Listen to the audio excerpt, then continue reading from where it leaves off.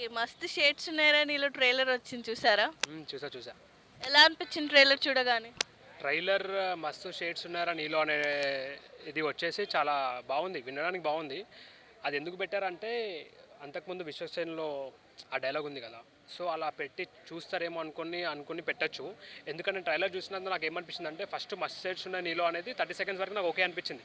తర్వాత full emotional love అయిపోయింది cinema.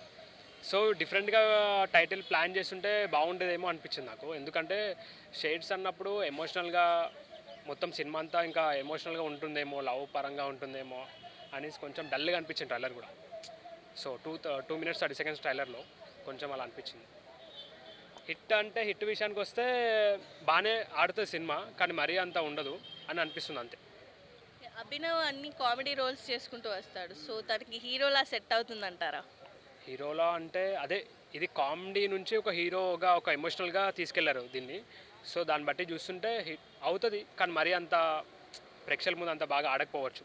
మస్తు షేడ్స్ ఉన్నాయనే దానికి అది చూస్తే అసలు ఎట్లుండాలంటే ఒక్కొక్కటి కమెంట్ల మీద కమెంట్లు పెడుతూ లైక్ మీద లైక్ కొట్టి మొత్తం పబ్లిక్ టాక్ ఇవ్వకపోయినా కూడా ఇవ్వాలి అని చెప్పి వీడియోలు చేసుకుంటూ అట్లా ఉండాల్సిన పరిస్థితిలో ఆయన బాగుంది. ఎనీవేస్ కష్టపడి ఏదో విధంగా ఆయన హీరోగా నిలదొక్కుకోవాలని చెప్పేసి ఆ టైటిల్తో వస్తున్నారు కాబట్టి, అంటే గుర్తించాలని చెప్పి ప్రజలు.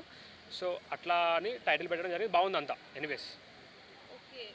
ఒక డైలాగ్ని తీసుకొని మూవీ నేమ్ పెట్టడం ఎలా అనిపిస్తుంది? అదే ఇప్పుడు అదంతా ఓవరాల్గా ఓకే. ఒక డైలాగ్ని ఒక మూవీగా టైటిల్గా పెట్టడం అనేది బాగుంది, చూస్తారు.